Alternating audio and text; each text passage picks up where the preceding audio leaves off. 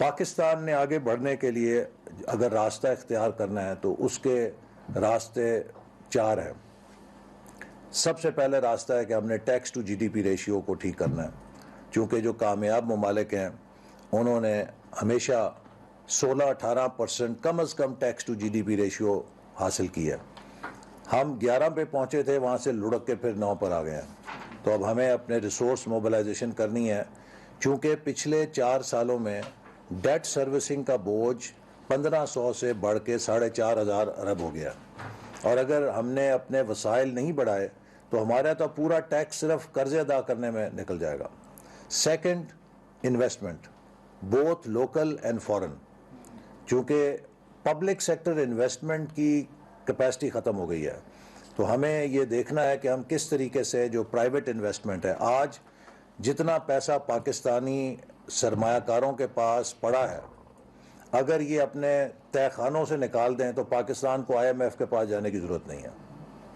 बदकिस्मती से जो भी वजूहात हैं, पाकिस्तान के अवाम आज सिसक रहे हैं, लेकिन चंद लोग पाकिस्तान की इन मुश्किलात से फ़ायदा उठा के सट्टाबाजी कर रहे हैं और उसके नतीजे में वो मुल्क के लिए मुश्किलात पैदा कर रहे हैं। लेकिन बाहर सू इस सूरत हाल का जो ज़िम्मेदारी है वो उन पॉलिसीज़ के ऊपर भी है कि जो लोगों में खौफ पैदा करती हैं।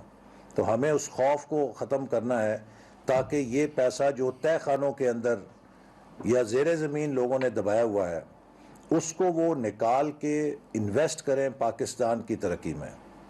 जितने डॉलर्स आज पाकिस्तान के बड़े लोगों ने स्टोर किए हुए हैं, अगर वो सारे डॉलर वो मईशत के अंदर डाल दें तो हमें IMF के पास जाने की ज़रूरत नहीं है।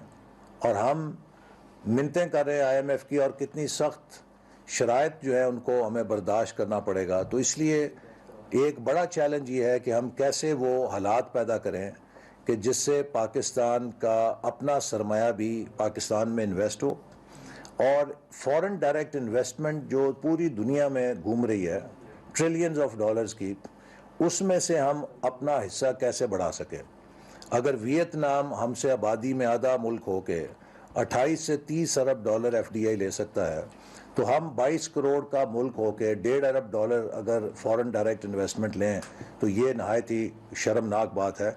तो इसके ऊपर भी हमें सोचना है कि कैसे पाकिस्तान फॉरेन डायरेक्ट इन्वेस्टमेंट में 1.5 अरब डॉलर से कम 5 पे जाए, 5 से 10 पे जाए, 15 पे जाए।